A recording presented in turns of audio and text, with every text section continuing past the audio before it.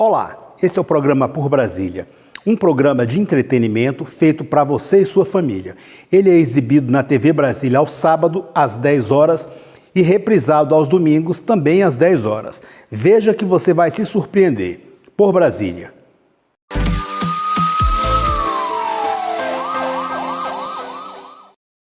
O que dizer sobre o uso da internet no contexto da violência doméstica?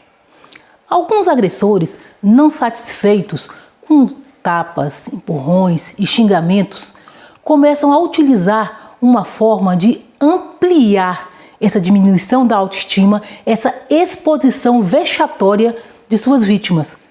Por exemplo, quando usam uma foto íntima e a expõem nas redes sociais. Com certeza, esse conteúdo divulgado vai ampliar, vai amplificar essa violência e tem que ser combatido. Portanto, diante dessa situação, a mulher deve tirar um print da tela onde ela foi exposta e rapidamente ir à delegacia para que o crime seja punido, o fato seja registrado e esse conteúdo seja retirado para diminuir sua exposição. Patrulha da Mulher, por Brasília.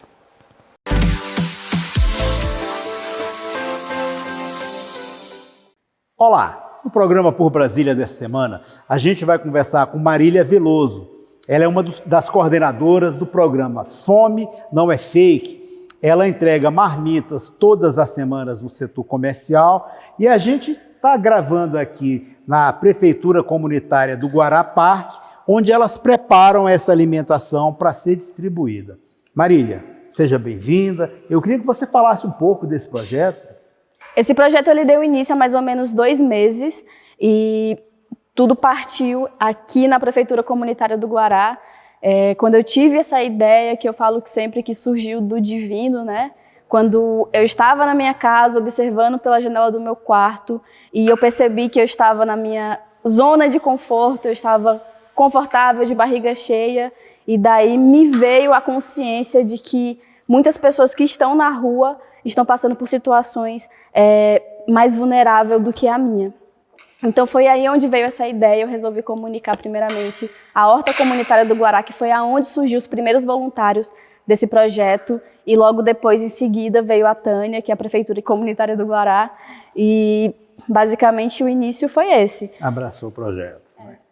E como é que é feito essa alimentação? Como é que vocês fazem a divisão de tarefas, recolhimento de alimentos? Como são esses doadores? No nosso grupo, no WhatsApp, nós temos uma lista com as divisões das tarefas, né? E essas divisões, ela consistem em captação de suprimentos, feitio da sopa e a distribuição. Então, a gente consegue fazer a divisão também para não ocorrer aglomeração aqui na prefeitura, né? Então, essas pessoas que ficam na captação, fora as quintas-feiras, elas ficam em busca desses alimentos com os nossos parceiros, lógico, e durante as quintas-feiras nós viemos para cá para poder fazer essa sopa. Entendi. Aí. E por falar em aglomeração, a gente está gravando de uma distância segura para que a gente possa ficar sem máscara, né? E me diga uma coisa, e esses parceiros, para as pessoas poderem fazer entrega de doação, como que é feito isso? As pessoas entram em contato com vocês, que querem contribuir, acreditam no projeto e também estão nas suas zonas de conforto, confortáveis em suas camas e com suas geladeiras cheias, né? Como é que essas pessoas podem fazer a doação para vocês? A princípio, essa busca pelas contribuições parte da gente, né? A gente vai atrás das pessoas que possivelmente pode contribuir com esse projeto, como donos de hortifruti, os feirantes da Feira do Guará, e muitas pessoas podem contribuir, outras não. Se alguém individual quiser fazer contribuições, a gente se comunica através do WhatsApp e vai até essa pessoa buscar contribuição e trazer aqui para a prefeitura. E, por exemplo, seu Manuel está assistindo a gente nesse momento e quer contribuir. Vocês fazem isso através do Pix? Tem uma conta específica para esse projeto? Sim, nós temos uma conta específica, temos um Pix específico para aquelas pessoas que não podem ajudar com o trabalho braçal, né? Se quiser contribuir com dinheiro ou então com os suprimentos que eu acredito que seja melhor, aí nós temos o Pix, temos o WhatsApp também para poder fazer essa comunicação. Perfeito. E me diga uma coisa, vocês fazem marmitas para entregar, sopa, para quantas pessoas mais ou menos? A gente, em média, entrega cerca de 100 e poucas marmitas de 750 ml. Certo. E esse trabalho todo executado aqui na Prefeitura do Guará, algum parceiro fixo que contribui toda semana? Sim, nós temos 3 parceiros fixos, né, que eu anotei aqui porque senão eu ia esquecer, que é o Hortifruti de Gomes, o Central de Frutas e Verduras, que ficam aqui no Guará, e o Rogério Barba, que toda semana ele faz contribuição de frango, farinha, arroz. Marília, agora você tem vivido esses dias nas ruas, entregando essa alimentação para as pessoas que precisam. Como que é a noite na rua? Cara, é um ponto que quando eu bato de frente com a realidade me comove mais. A princípio, quando esse projeto surgiu, eu achei que eu ia me sentir totalmente realizada, né, em podendo ajudar algumas pessoas que estão em condições de vulnerabilidade. Mas todas as vezes que eu volto para minha casa após essa ação, eu vejo quão desigual é a nossa sociedade. E que esse projeto, por mais que a gente esteja realmente alimentando muitas bocas, muitas barrigas, ainda é muito pouco com a dimensão dessa realidade.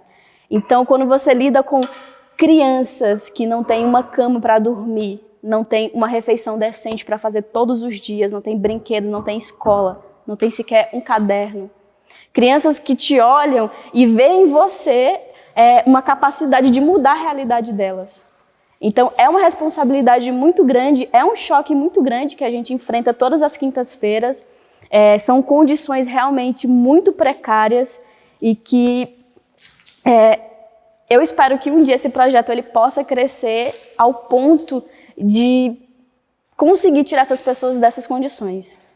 Uma mensagem, 20 segundos para as pessoas que estão em casa, para que entendam melhor a importância desse trabalho e a importância que cada um pode ter para melhorar essa desigualdade social que você falou.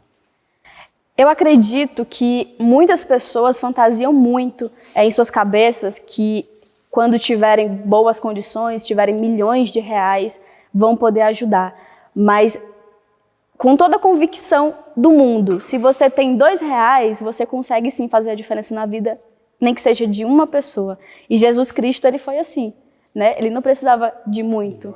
Ele se doava e ele sentava com os pobres, com aquelas pessoas que toda a sociedade recusava. Então ele se infiltrou justamente nesses lugares onde todo mundo não olhava. E eu acho que a gente precisa realmente olhar para a sociedade com muita empatia, com muito amor e muito carinho. Ok, Marília, agradeço a sua presença aqui no programa. E a você de casa, fica a dica. Com apenas R$2, R$1, você pode ajudar as pessoas. Forte abraço em cada um de vocês e até a próxima semana. Por Brasília.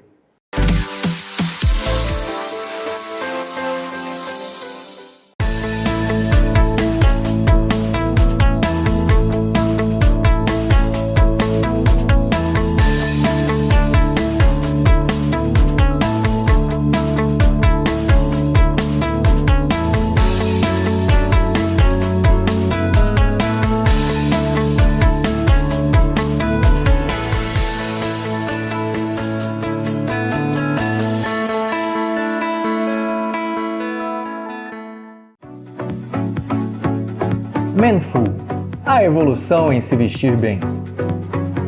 Voltada para o homem moderno, a Manful se destaca por peças dos mais nobres tecidos de fibras naturais. Alfaiataria moderna, ajustada, camisaria com detalhes em relevo e minimalistas, estampas atuais, coleção casual, gola polo, acessórios como cintos, carteiras, gravatas e outros. Manful, Águas Claras Shopping, segundo piso, loja 224, em frente à escada rolante.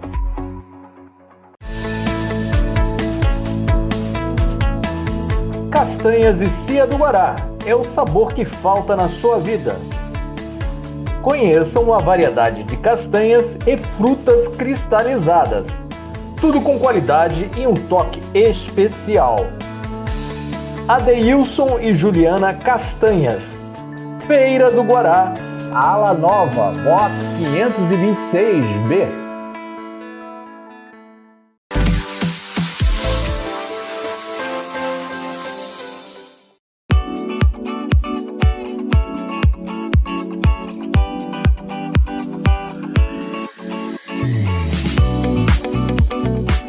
Olá, sejam muito bem-vindos hoje ao programa Por Brasília, ao quadro Mundo em Foco, aqui comigo, Fabiana Serrano, na Rede TV, TV Brasília. Eu gostaria de convidar vocês para participarem sempre com a gente aqui aos sábados, às 10 da manhã, com reprise aos domingos, às 10 da manhã, porque no nosso programa nós falamos sobre várias relações bilaterais, comerciais, culturais entre o Brasil e vários países do mundo. Nós já gravamos mais de 30 programas e continuaremos este ano com muito mais informações culturais muito importantes para vocês. Conto com a sua audiência. Obrigada.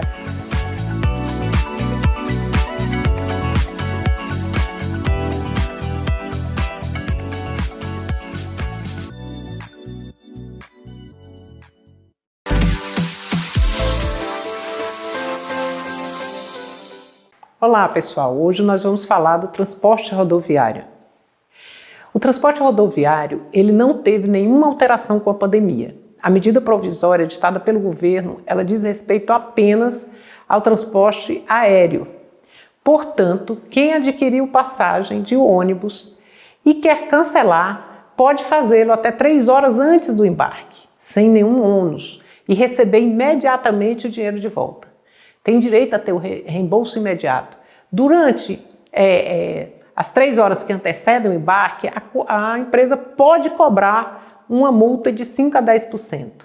Agora, se o consumidor atrasou e perdeu o ônibus, então ele não tem direito ao reembolso. Ele vai ter direito a remarcar essa passagem durante 12 meses, mas aí pagará uma multa de 20% do valor da passagem. Então, fique atento, não perca seu ônibus e se desistir e quiser cancelar, o faça com 3 horas de antecedência do embarque. É isso. Até o próximo alerta.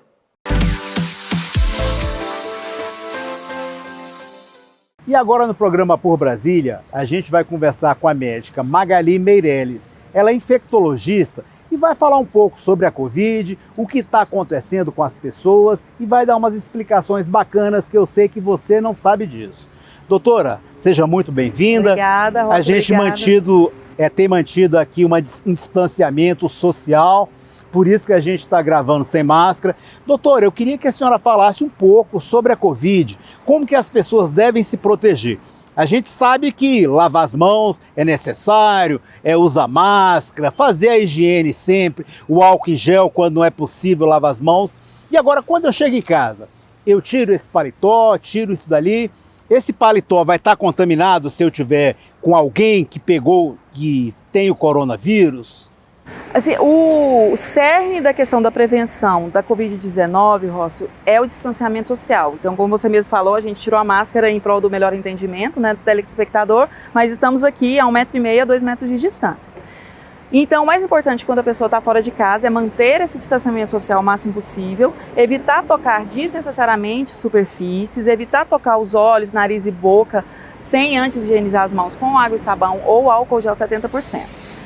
E usar a máscara, claro, de maneira adequada, sem tocar a máscara, sempre que for necessário manipular pelo elástico e trocando essa máscara a cada 2, 3 horas ou sempre que ela estiver úmida ou suja. Uma vez que a pessoa fez tudo isso de maneira correta na rua, ou mesmo se algum detalhe passou batido, pode ser que alguma superfície, as mãos, por isso que a gente fala muito da higienização das mãos, ou até alguma peça de roupa pode estar contaminada com o vírus de alguém que, por exemplo, passou por você e espirrou, não obedeceu o distanciamento, porque nem sempre essa questão depende só da gente, né? A gente também, nessa parte da prevenção, depende da postura do outro. E então o ideal, nessa fase em que a doença está sendo amplamente disseminada, a gente está com uma avalanche de casos mesmo, a gente está com uma transmissão aumentada na sociedade, a pessoa que chega em casa, o ideal é que ela se dirija, de preferência, se ela puder, né? Nem todo mundo tem condição dentro da casa de fazer isso, deixar os sapatos do lado de fora ou na entrada da casa e ir diretamente para o banheiro, tirar aquelas roupas e tomar um banho. E tranquilamente essa roupa pode ser colocada para lavar e apenas o ato de lavar as roupas já as deixam limpas, entendeu? Mas o mais importante do que fazer isso para tentar deixar a nossa residência, né, livre da contaminação, mais importante que isso é manter o distanciamento social do lado de fora de casa. As pessoas hoje estão se contaminando, mas em relação à idade. Antes os velhos se contaminavam mais e agora são os jovens. O porquê desses jovens estarem se contaminando? Será por conta deles saírem sem máscara, desobedecer essas regras? Sim, assim, existem algumas teorias, né? Algumas pessoas pensam, será que são essas novas variantes que são mais virulentas? Será que elas contaminam mais os jovens? Mas existe também uma outra questão. A quantidade total de pessoas contaminadas hoje é maior do que o do ano passado. Então, proporcionalmente, ainda é um vírus que mata mais pessoas acima de 60 anos, deixa mais graves em termos de proporção as pessoas de 70 anos, acima de 60 anos. Uhum. Então, se você tem acima de 60 anos ou obesidade ou alguma comorbidade sendo mais novo que isso, você tem um risco maior de ficar grave. Porém, se a gente considerar que hoje a doença está mais disseminada do que no ano passado, proporcionalmente o número absoluto de jovens também vai ser maior. Certo. Então vou usar números assim só para exemplificar. Se ano passado, em determinado período, a gente teve 1.000 jovens infectados e uma proporção desses jovens foram parar na UTI, hoje a gente tem 5.000 jovens infectados. Uhum. Então o número absoluto, a proporção é a mesma, mas o número absoluto desses jovens infectados graves que vão estar na UTI é maior. Então eu acho que, além dessa questão, se a variante 1 ou 2, ou X ou Y é mais virulenta, ou se ela ataca mais jovens, o mais importante é a gente pensar que a quantidade total de pessoas infectadas hoje é maior, então a quantidade de jovens graves também vai ser maior. E sem dúvida, os jovens estão mais suscetíveis a serem infectados, porque em geral é a população economicamente ativa, são aquelas pessoas que saem para trabalhar todos os dias e inevitavelmente se expõem mais, muitos não podem ficar em casa porque não tem condição de home office, e também costuma ser uma população que gosta de aglomerar mais.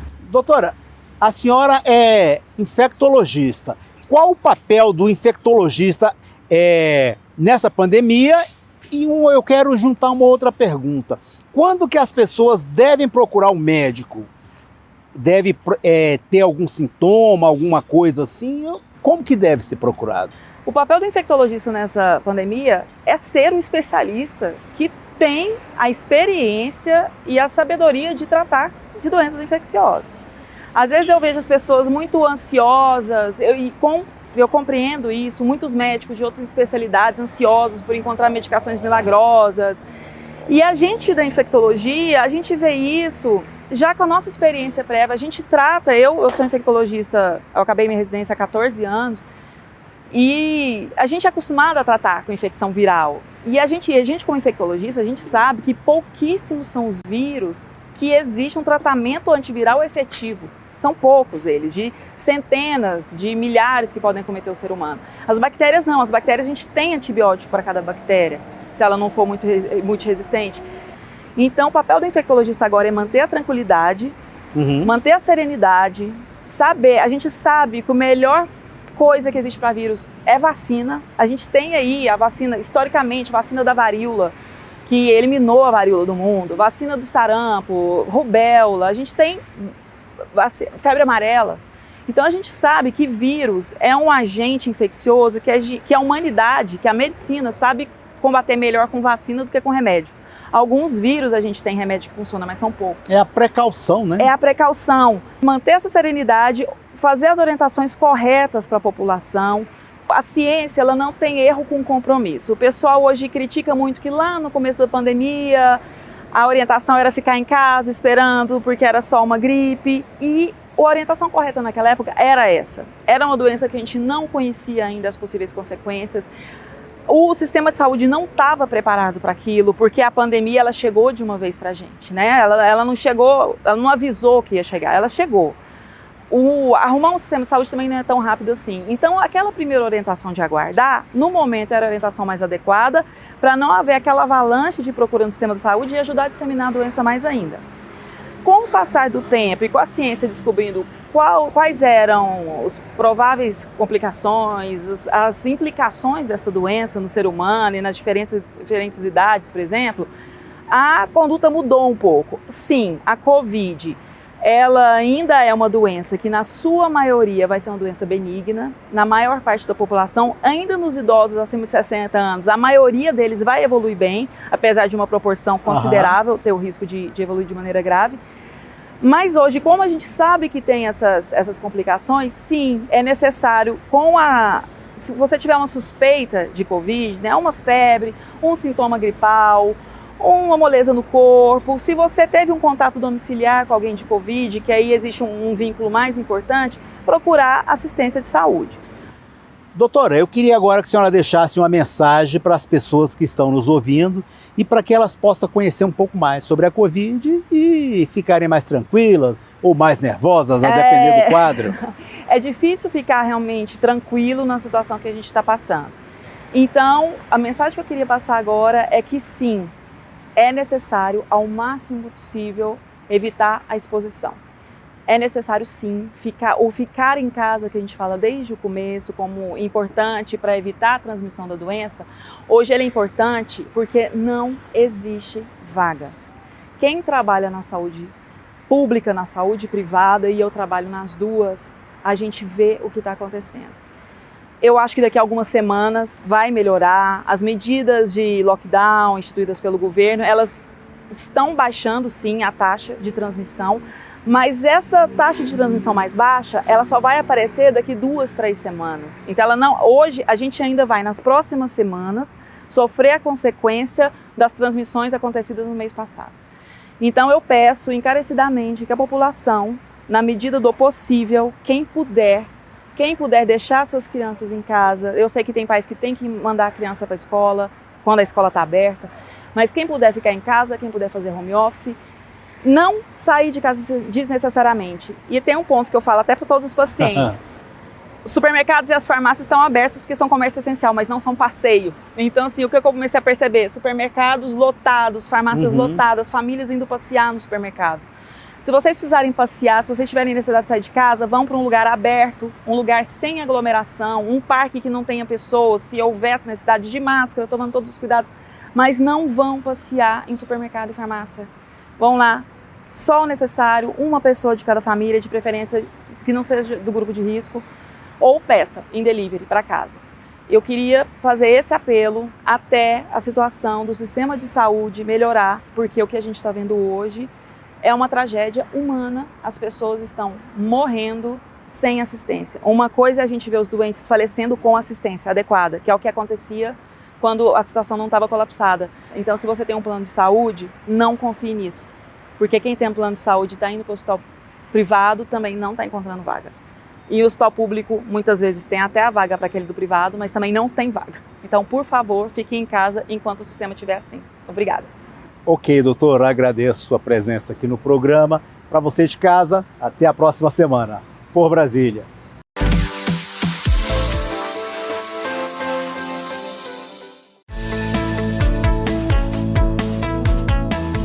Castanhas e Cia do Guará é o sabor que falta na sua vida.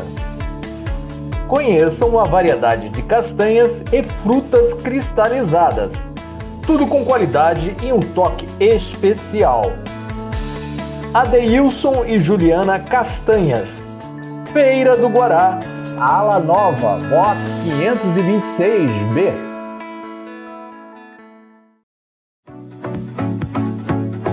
Manful, a evolução em se vestir bem. Voltada para o homem moderno, a Manful se destaca por peças dos mais nobres tecidos de fibras naturais. Alfaiataria moderna, ajustada, camisaria com detalhes em relevo e minimalistas, estampas atuais, coleção casual, gola polo, acessórios como cintos, carteiras, gravatas e outros. Manful, Águas Claras Shopping, segundo piso, loja 224, em frente à escada rolante.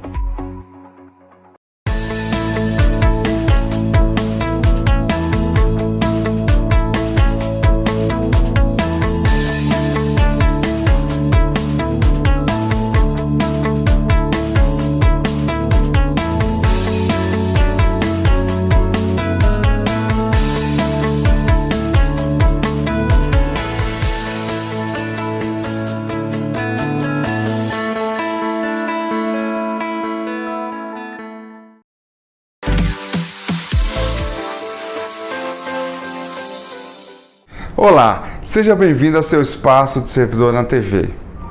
Nessa edição, estamos informando a vocês que iniciou uma campanha de mídia organizada pela CUT, pela Condicef e que o Sindicep-DF participa, dizendo não a essa reforma administrativa. É uma campanha com vídeos, áudios, cards, que está passando nas TVs e rádios comerciais também. Veja esse vídeo. Você já imaginou nossa vida sem o servidor público? Sem a garantia dos direitos da população, sem o conhecimento dos professores, sem a proteção para nossas famílias, sem a preservação do meio ambiente. É o servidor público quem faz tudo isso.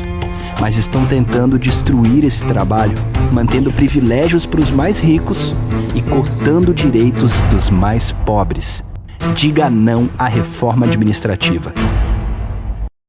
Na semana que passou, o Sindicep-DF também entregou uma carta ao deputado Dacide Matos, que é o relator da PEC 32, na CCJ, onde vai ver a primeira votação dessa PEC, explicando o que está em questão. Veja os detalhes dessa carta. Senhor deputado Dacide Matos, não entraremos nos detalhes da PEC 32. Nós e o senhor sabemos que não se trata nem de combater privilégios, os verdadeiros privilegiados passam longe dessa PEC, nem de modernizar, nem de melhorar os serviços públicos, mas sim de retirar dinheiro do atendimento à população para entregar aos banqueiros. O que afirmamos é que Vossa Excelência, como todos nós, está numa encruzilhada. Ser cúmplice da política genocida, aliando-se aos banqueiros, ou alinhar-se aos interesses do povo. Vossa Excelência pode rejeitar a discussão dessa PEC 32. Pode apresentar um relatório enterrando-a no nascedouro, ou, no mínimo, se não tiver acordo com isso, pode postergar, adiar, jogar para longe essa discussão até que a ameaça da pandemia esteja afastada do horizonte. Hoje, um Congresso Nacional digno desse nome assumiria a tarefa de ajudar o povo brasileiro a ter disponíveis leitos hospitalares, oxigênio, máscaras, vacinas para todos pelo SUS, testagem e rastreamento, auxílio emergencial de no mínimo R$600. Enfim, prioridade ao combate à pandemia e não subserviência a um governo subordinado a banqueiros internacionais ávidos para sugar o sangue do povo brasileiro. Nesse grave momento, senhor relator, os servidores empregados públicos federais estaremos atentos às escolhas de cada um. Encerramos solicitando audiência a Vossa Excelência, colocando-nos à disposição para a melhor data e horário. Respeitosamente, Otto Pereira Neves, secretário-geral do Sindicep-DF. Este foi seu espaço de servidor na TV. Para ler a íntegra da carta e também ver a campanha de mídia Não a essa reforma administrativa, visite o nosso site, acompanhe nossas redes sociais. Lá vai estar disponível também um link para votar na enquete da Câmara dos Deputados sobre essa PEC. Vá lá e vote. Discordo totalmente. É isso e até o próximo programa.